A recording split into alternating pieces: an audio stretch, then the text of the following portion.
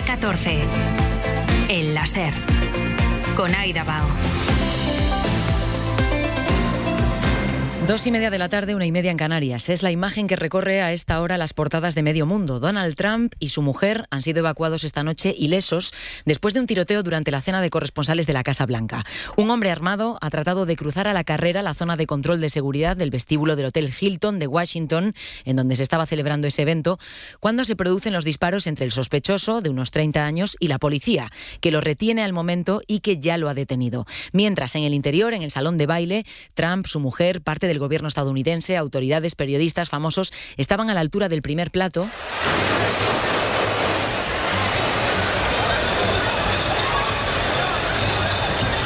Cuando empezaron a escuchar los disparos que se estaban produciendo en el vestíbulo, los escuchaban muy de fondo porque estaba todo ocurriendo una planta por encima de donde ellos se encontraban en ese momento.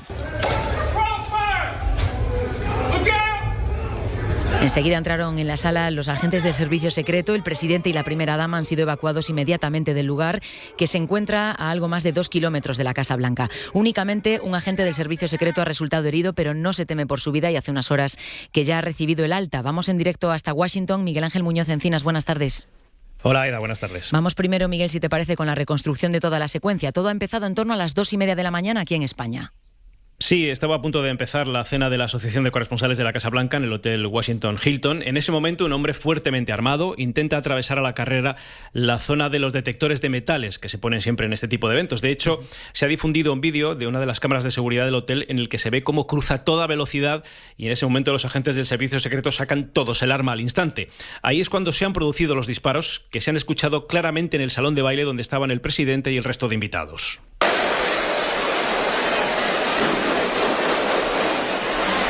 Es entonces cuando los agentes del servicio secreto, que son los que se encargan de la seguridad del presidente, han irrumpido en la sala gritando que se estaban registrando disparos y han sacado al presidente por un lado y al vicepresidente J.D. Vance por el otro, mientras el resto de invitados se refugiaba como podía bajo las mesas. Poco después, Trump ha difundido en su cuenta de Truth Social una foto del individuo boca abajo en el suelo, esposado con las manos en la espalda y semidesnudo, porque es lo que establece el protocolo de seguridad para asegurar que no lleva explosivos o algo que pueda suponer una amenaza debajo de la ropa. Justo después de esto, Donald Trump ha dado una rueda de prensa un par de horas después. Y ya cuando le preguntaban, daba por hecho de entrada que él era el objetivo. Confirmaba Miguel Ángel que hay un agente herido que en todo caso no corre peligro. Un agente al que le salvó el chaleco antibalas, sí, lo contaba así el propio Trump. One officer was shot, but saved by the fact that he was wearing obviously a very good bulletproof vest. Dijo que el impacto de bala fue desde muy cerca, pero que el chaleco era muy bueno y que hizo su trabajo, que la gente se encontraba bien, que había hablado con él y que estaba muy orgulloso de su trabajo y bien de ánimo. El presidente ha dicho que cuando ha oído los disparos ha pensado al principio que era una bandeja que se había caído al suelo. I heard a noise and sort of thought it was a tray. I thought it was a tray going down. I've heard that many times and it was pretty loud. Dice que pensaba que era una bandeja porque estaba muy lejos y que inmediatamente vinieron los agentes del servicio secreto y se los llevaron a él y a su mujer Melania a la carrera. Como decías, se le preguntó si pensaba que él era el objetivo y dijo que suponía que sí, pero que con estos locos nunca se sabe, que estaba muy lejos de él. Aseguró que ha estudiado los asesinatos de presidentes de Estados Unidos de la historia y que siempre van a por las personas que tienen impacto, que nunca van a por los que no hacen nada. Pese al tono amable y presidencial que utilizó anoche, no pudo evitar a ser Trump por un momento. Dijo que no quería decirlo, pero que el hotel no era un edificio particularmente seguro y que por eso hace falta el salón de baile que está construyendo en el ala este de la Casa Blanca. I didn't want to say this, but this is why we have to have all of the attributes of what we're planning at the White House. Un salón de baile que ha levantado una enorme polémica aquí en Washington. No obstante, el presidente sí terminó haciendo un llamamiento al pueblo estadounidense. Y vamos ahora ya con el hombre detenido en Encinas. Ha sido identificado como Cole Allen, profesor de California de 31 años, que llevaba encima una escopeta, una pistola y al menos un cuchillo. A todos nos viene a la cabeza pensar que iba por Trump, pero ¿está confirmado ya esto por la policía? ¿Se sabe ya cuáles eran sus intenciones? En el momento en el que un hombre armado irrumpe disparando en un evento en el que está el presidente, pues lo primero que se piensa es que él era el objetivo, pero no hay todavía confirmación oficial. A lo más lejos que han llegado de momento las autoridades norteamericanas es a lo que acaba de decir el fiscal general Todd Blanche en la NBC, que el objetivo del asaltante era atentar contra funcionarios de la administración entre los que probablemente se encontraba el presidente.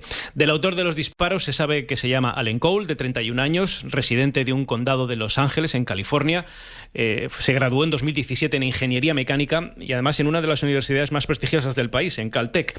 No se le conoce afiliación política, no estaba registrado como votante de ningún partido y lo único que hay de él en los archivos federales es una donación de $25 a la campaña presidencial de la candidata demócrata Kamala Harris hace 2 años. El portavoz de la policía de Washington ha asegurado que, según sus primeras informaciones, el asaltante era un cliente que estaba registrado en el hotel. Preliminary information, we do believe he was a guest here at the hotel. We have secured a room here in the hotel. And again, we'll go through the appropriate procedures to y que tienen asegurada su habitación, Aida, y que están analizando todo lo que hay en su interior. Esta es la primera vez que Trump acudía durante una de sus presidencias a esta cena anual de los periodistas de Washington. Miguel, la última vez que estuvo Trump en este evento fue en 2011 durante la presidencia de Obama y fue como invitado. ¿Por qué esta vez sí se había decidido acudir? Bueno, es sabido, es muy conocido que Trump tiene relaciones muy tensas con buena parte de la prensa aquí en Washington. De hecho, en los 5 años y pico que lleva como presidente, 4 de su primera legislatura y 16 meses de esta segunda, nunca ha acudido a esta cena. Esta gala es un evento particular en el que siempre hay un monólogo de un cómico en el que desde el humor se sacude sin piedad al presidente y eso Trump le lleva fatal. No soporta ser objeto de burlas, ni aunque sean desde el humor. De hecho, este año, en un intento de aliviar las tensiones, la Asociación de Corresponsales de la Casa Blanca decidió cambiar un poco eso y en vez de invitar a un cómico, bueno, pues habían invitado a un mentalista, ¿no? como artista. También hay que tener en cuenta el contexto en el que estamos, en plena guerra con Irán, y que este año además se cumple el 250 aniversario de la independencia de Estados Unidos, y desde la Casa Blanca pues se quería mandar un mensaje de unidad, acudiendo por primera vez a esta cena que estaba concebida como un homenaje a la libertad de expresión que está consagrada en el primer artículo de la Constitución de Estados Unidos. Miguel Ángel Muñoz Encinas, en directo desde Washington. Gracias. A vosotros, un beso. Un beso. Esta mañana hemos escuchado en A Vivir, que son 2 días, con Javier del Pino, a Macarena Vidal, que es la corresponsal del País en Washington y que estaba sentada en el salón de baile cuando se produjo ese tiroteo en esa cena de corresponsales. Todo el mundo se tiró al suelo, menos los periodistas extranjeros, que claro, nosotros no estamos entrenados para identificar el sonido de los disparos y saber que son disparos. Y entonces ahí nos quedamos un poco como estúpidos, sentados, diciendo ¿qué pasa? Hasta que un segundo después salió corriendo el servicio secreto hacia la mesa donde estaba el presidente a echarlo al suelo. Entonces dices, pues lo que he oído han sido disparos. Desde el momento en el que sonaron esos disparos a que sacaron a Trump de la sala, pues pudieron pasar segundos. Vidal era una de las periodistas que estaban presentes en esa cena, pero son muchos los informadores que en las últimas horas han descrito la experiencia desde dentro. Belú Jiménez. Sí, como Wolf Blitzer, el corresponsal de la CNN, que ha sido uno de los que más cerca ha presenciado el ataque y lo explicaba así. I think I heard at least 3, maybe 6 gunshots. Boom, boom, boom, boom. Dice que escuchó entre 6 y 3 disparos y que no sabía muy bien qué era lo que estaba pasando, pero que varios policías le tiraron al suelo y pensó que él era el objetivo de los disparos. Blitzer se dirigía de nuevo al salón de actos después de salir al baño y fue entonces cuando se cruzó con el atacante, que disparó a pocos metros de él. Gary O'Donnell, corresponsal de la BBC, contaba así la confusión y el miedo que vivieron los asistentes. There seems to have been an incident with a firearm at the Magnometers just outside the main entrance to the ballroom. Explicaba que ellos estaban a unos pocos metros de la puerta y que cuando escucharon los sonidos de los disparos y reconocieron lo que era, se metieron debajo de la mesa porque temían que alguien entrara a la sala y se pusiera a disparar.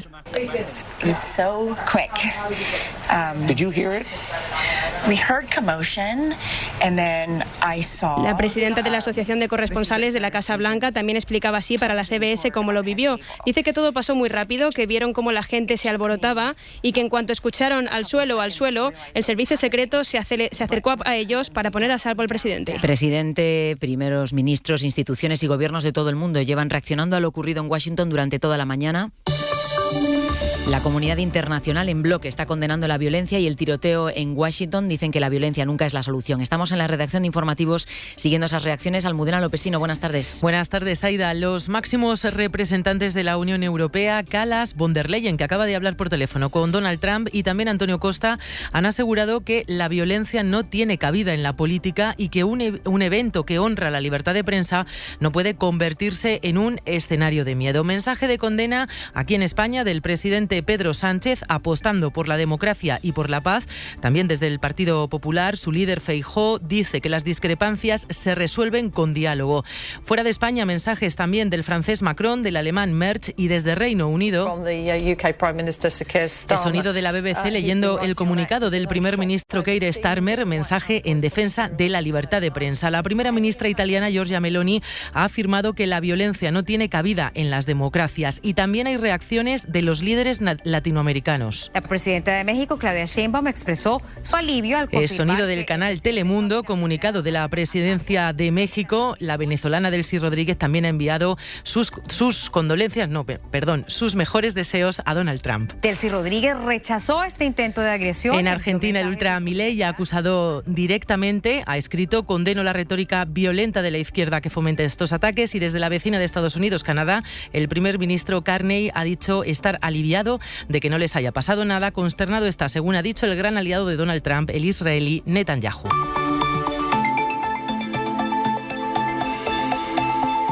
Pues esto es lo que ha ocurrido en las últimas horas en Washington, pero en solo 2 años, este es el tercer tiroteo del que sale ileso Donald Trump. El presidente estadounidense ha vivido ya otros 2 intentos de magnicidio. Lorena Carramolino, buenas tardes. Buenas tardes, Aida. El primero fue en un mitin celebrado en Pensilvania en plena campaña presidencial en julio de 2024. Se oyen disparos y Donald Trump cae al suelo.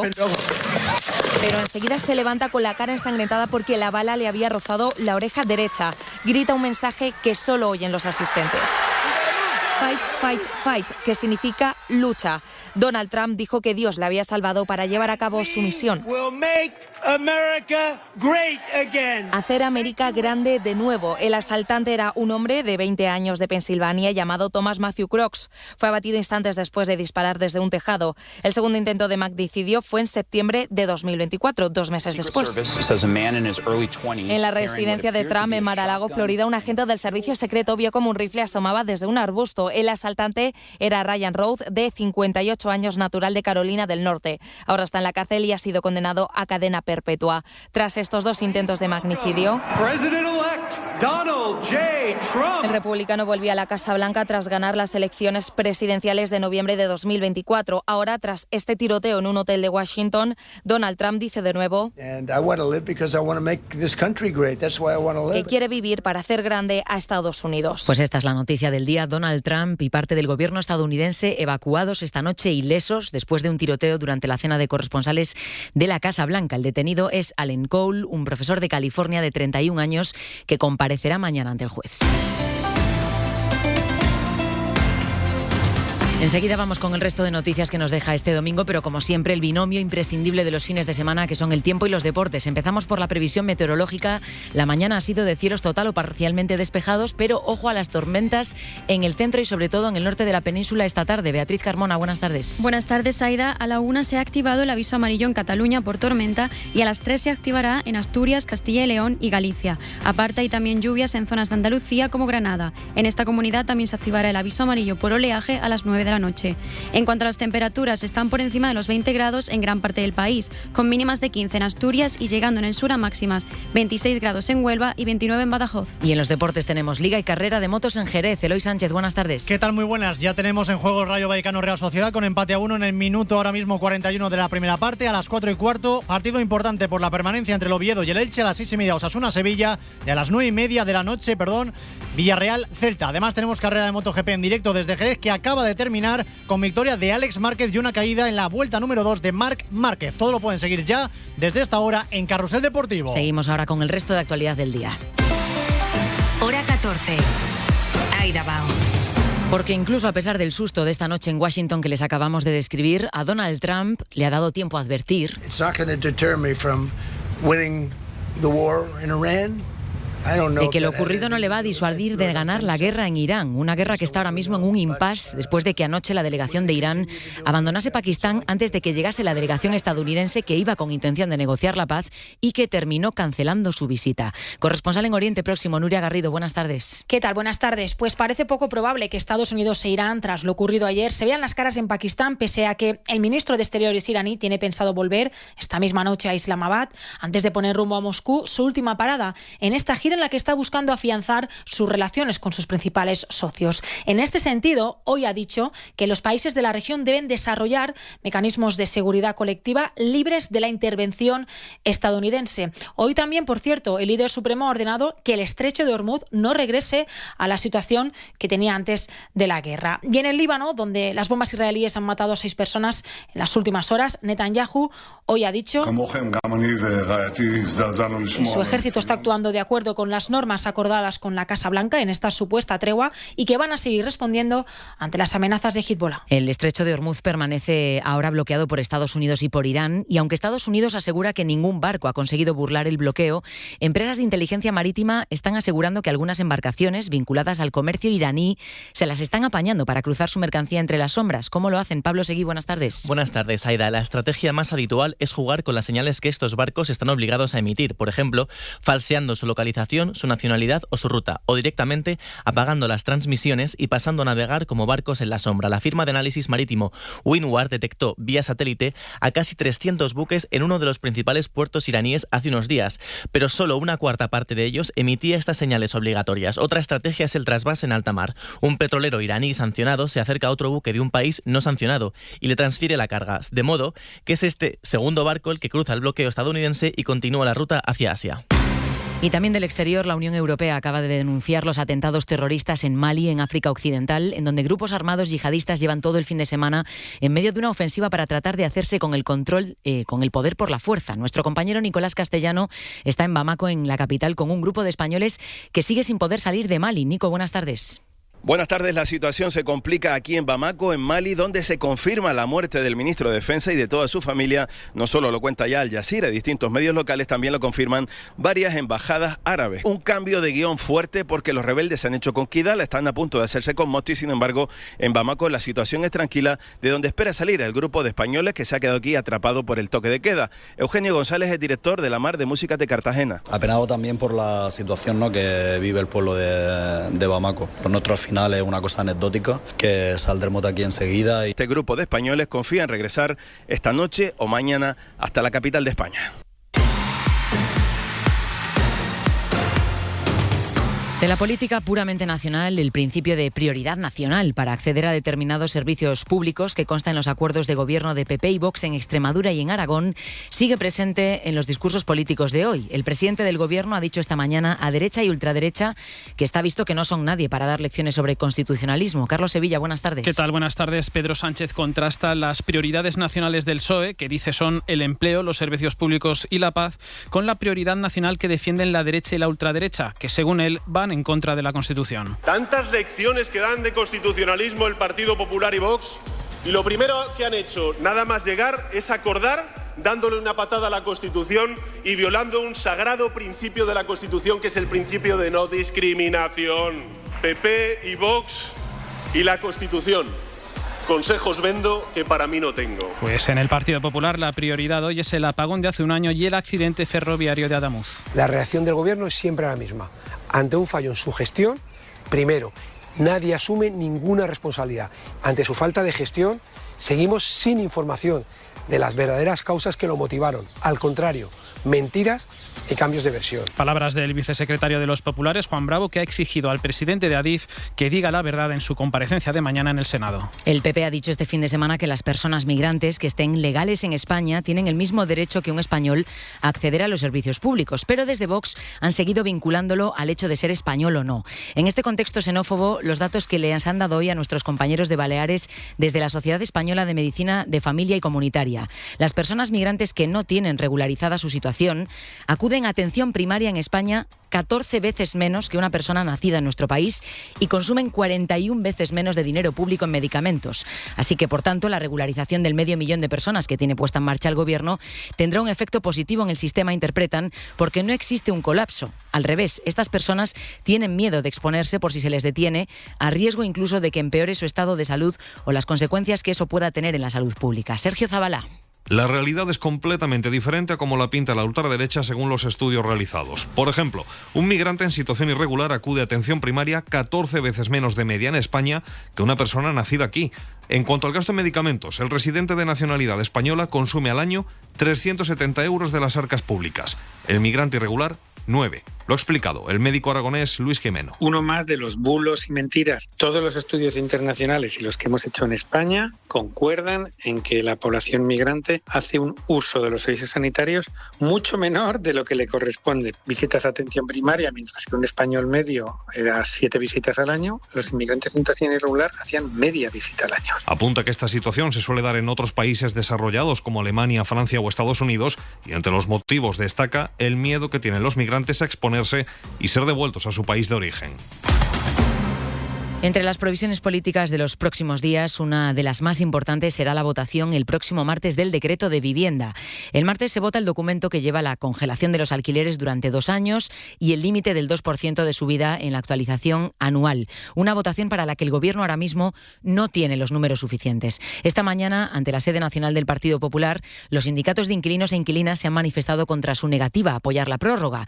Allí en Génova, en la sede del Partido Popular en Madrid, está Saray González. Buenas tardes. Buenas tardes. La concentración ha reunido a cientos de personas entre el Sindicato de Inquilinas de Madrid y COESPE, la Asociación de Pensionistas, que también se han querido unir para pedirle al Partido Popular que este martes voten a favor del decreto ley. Escuchamos a algunos de los manifestantes. La gran mayoría de sus votantes apoyan la prórroga porque es una medida de sentido común. Queremos visibilizar y presionar para que el próximo martes se apruebe el Real Decreto por el cual se prorrogue los alquileres. ¿Qué más constitucionalista hay que defender el artículo 47 que defiende que tenemos que tener todos derecho a una vivienda digna? Estamos aquí con los... Algunos de ellos pedían además poder hablar con los dirigentes del Partido Popular. Les pedían que salieran de la sede para poder explicarles la importancia de que cambiaran su voto. A los diputados tanto del Partido Popular como de Junts, sindicatos de inquilinas, ha enviado más de 50.000 cartas en 24 horas exigiéndoles que no tumbaran este decreto. Para esa votación que ha sido impulsada dentro del Gobierno por Sumar, que insistió muchísimo y finalmente acabó convenciendo al Gobierno, después lo que vimos que pasaba era que el Ejecutivo desgajaba este decreto de vivienda del paquete de medidas que sí se aprobó en el Congreso para enfrentar las consecuencias de la guerra. El caso es que esta votación va ahora por separado y el Ejecutivo necesita a Junts per Cat, contando con el no del PP, pero después de los enfrentamientos verbales de Sumar con los de Puigdemont de los últimos días, no parece que vaya a haber números, que vaya a salir adelante. Josué Coello, buenas tardes. ¿Qué tal, Aida? Buenas tardes. Aunque Sumar no da el decreto por perdido y apurará la negociación hasta el martes, lo cierto es que su convalidación se antoja prácticamente imposible a pesar del apoyo ciudadano que tiene esta prórroga de los alquileres. Tiene Junts la llave para que esta medida salga adelante, pero los de Puigdemont rechazan no solo apoyarla, también negociar con Sumar después de que la vicepresidenta Yolanda Díaz tachase a la formación de racistas y clasistas. Sin Junts, Sumar se ha dirigido al PP, que tampoco quiere saber nada de una prórroga que han calificado de sectaria y que nunca se han planteado apoyarla. Y luego está el PSOE. El socio mayoritario del Gobierno nunca terminó de ver con buenos ojos un decreto que aprobó en Consejo de Ministros a regañadientes tras el plante de los ministros de Sumar hace un mes. Ahora se le achaca que no han apoyado lo suficiente la negociación porque, dicen en Sumar, el PSOE dio por muerto ese decreto desde el primer momento. La votación será el martes, pero hasta el momento en que decaiga el decreto está en vigor y, por tanto, los inquilinos pueden seguir solicitando la prórroga de sus contratos que caduquen antes del 31 de diciembre de 2027. Y en Cataluña, 12 años después de confesar que tenían una fortuna escondida en Andorra, la familia Pujol declara mañana en el juicio contra ellos en la Audiencia Nacional. El tribunal ha citado físicamente al expresidente catalán, de casi 96 años, para que le examinen los forenses y, si no ven inconveniente, el juicio empiece con su declaración. La Fiscalía le reclama 9 años de prisión por esconder una fortuna a base de presuntas comisiones ilegales durante los 23 años que presidió la Generalitat de Cataluña. Radio Barcelona, Andrea Villoria. Sí, es la recta final y clave de uno de los juicios más importantes de la historia política de Cataluña. Empezó hace 5 meses, entonces la defensa ya pidió eximir al expresidente Jordi Pujol por el deterioro cognitivo que padece, pero el juez dijo... Es que el tribunal ha decidido que se inicie el juicio con su presencia. Y que cuando le tocara declarar lo revalorarían. Ese momento ya ha llegado. A las 9:30 de mañana le han citado para examinarle y a las 10 para que declare acompañado de un forense. Su médico personal, Jaume Padrós, cruel, ¿no? Porque se habla como lo tacha de cruel e incluso el presidente de la Generalitat, Salvador Illa, ha pedido sentido común a la Audiencia Nacional, un tribunal que juzga a la que fue la familia más importante de Cataluña por blanqueo, asociación ilícita y unos cuantos delitos fiscales. La Fiscalía les acusa de crear una red de clientelismo desde la Generalitat y amasar una fortuna en cuentas millonarias en Andorra procedentes de mordidas, como declaró el instructor del caso. Porque vienen, por ejemplo, de una sociedad instrumental en Panamá vía Suiza. La familia lo niega, dice que el dinero procede de una herencia familiar. Está previsto que además del expresidente, que afronta 9 años de cárcel, declaren también sus 7 hijos, a quienes piden penas que van de los 29 a los 8 años de prisión. Funcionan siempre like a Bosch. Cocina integrada, calidad probada. Like a Bosch. El tiempo pasa, calidad que arrasa. Y tu cocina está integrada. Consigue hasta 1.000 euros de reembolso en tu cocina integrada. Calidad pensada para durar. Bosch. El gran perdedor es el debate de ideas, el debate calmado, el debate sosegado. Transformamos las ideas en palabras. Este sonido que nos llega ahora mismo en directo. En sonidos, en programas. Cada día en los puertos de España se cargan y descargan miles. En historias, reportajes. Esa herida no se cierra nunca, ¿no?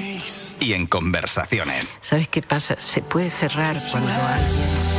Ideas que no tienen fronteras, pero sí derechos. En el Día Mundial de la Propiedad Intelectual, defendemos el poder de la imaginación, el talento y los derechos de la radio. Cadena SER. En la mesa de análisis de Hora 25 servimos la actualidad con información, debate. Te pido un primer análisis. Y reflexión. De lunes a viernes a las 10 de la noche, mesa de análisis de Hora 25. Con Aimar Bretos. Cadena SER. Hora 14. El láser. Aida Bao. Hablamos ahora de algo en lo que muchos seguro están pensando ya, que son las vacaciones de verano. La situación en Oriente Próximo está provocando escasez energética en todo el mundo y aerolíneas como Lufthansa ya han anunciado esta semana para este verano un recorte de unas 20.000 plazas porque aseguran que no les sale rentable volar. Carlos, para quien esté preparando sus vacaciones de verano, ¿está habiendo algún problema en España para reservar vuelos? Bueno, aunque ha habido aerolíneas europeas efectivamente que han cancelado vuelos, en España de momento no parecen estar afectadas y han programado más plazas.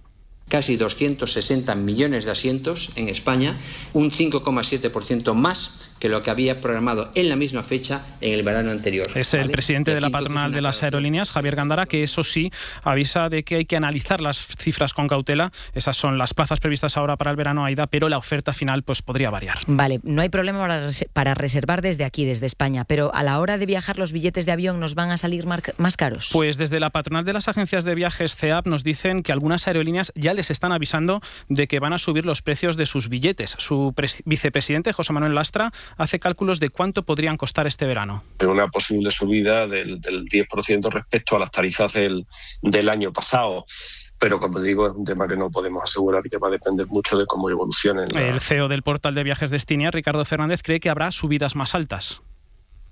Estamos viendo un aumento en el precio medio de los billetes de en torno al 10% y sí que esperamos que podamos llegar incluso a un 20% de aumento, pero depende muchísimo de la ruta. El largo radio está mucho más afectado, eso está haciendo que Asia y que Sudamérica se estén reservando mucho menos, y en el corto radio en algunas rutas se está notando y en otros los precios están bastante estáticos. Así Por eso, para evitar billetes más caros, tanto aerolíneas como agencias de viajes recomiendan comprar los billetes cuanto antes. Carlos, ¿por qué en otros países europeos sí, porque lo estamos viendo estos días, y en España no está afectando esta situación en Oriente Próximo al tráfico aéreo que va a salir desde aquí, desde nuestro país hacia otros países? Pues según Javier Gándara de ALA, el impacto de la subida del combustible por el cierre de Hormuz es menor en el sector aéreo español porque el 80% del queroseno que consume se refina en nuestro país y también por las coberturas financieras que contratan las aerolíneas. Aún así, los vuelos que aterricen en España pero que no reposten aquí seguirán pagando precios altos y además en un sector tan interconectado como el aéreo, cualquier impacto en los grandes mercados, que son fundamentalmente Alemania y Reino Unido, afectan también al resto de países. Carlos Sevillas, gracias. A ti. Y hoy nos vamos con música. Solo queda una vela encendida en medio de la tarta y se quiere consumir. Ya se van los invitados, tú y yo nos miramos sin saber bien qué decir.